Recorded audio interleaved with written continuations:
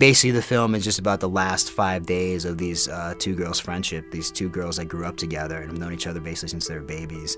It's the last 5 days of their friendship, and it's the last 5 days of their innocence.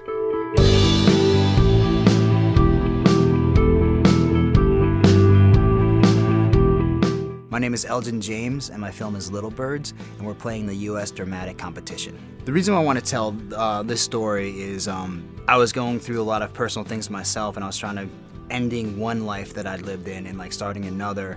And I'd been homeless as a kid, and I'd been involved like with gangs and with violence, and now I'd left that lifestyle completely, and I'd become a pacifist. So it was important for me to tell a story through an avenue where I could get those points across, and I wouldn't be glorifying violence by any means. And the avenue I found was telling the story of these two 15-year-old girls, one of whom, you know, like I said, is like suffocating in a small town, just wants to get out. She's too big for this town, she's just going crazy.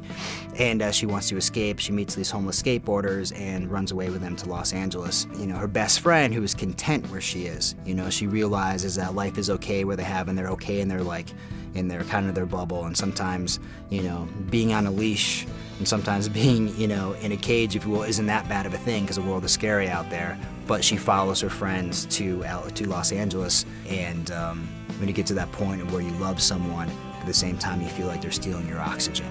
I guess as an artist, as a filmmaker, and as a person, I just found these characters like the best way to tell my own story. I think I could go much deeper than if I told the story directly about this group of boys doing these dumb, stupid, clumsy things. It could definitely open me up a lot more. I mean, that's one of the things that I found, you know, because I went to the Sundance labs, is basically making yourself open to things, allowing yourself to, you know, be open to the world and not have this defensive shell, is what led me to this mountain on the Sundance Mountain in Utah, you know, and everything that I'd kind of like burdened myself with before that of, you know, of violence and negativity, even though if at times I thought I was doing something negative to try to make something positive, at the same point, it just bred more misery. Everything that I am as a person now, and everything that I am definitely as a filmmaker, came from Sundance. So it wouldn't have made sense for it to play anywhere else first. So it was, besides my wife saying yes to marry me, is definitely the greatest moment of my life.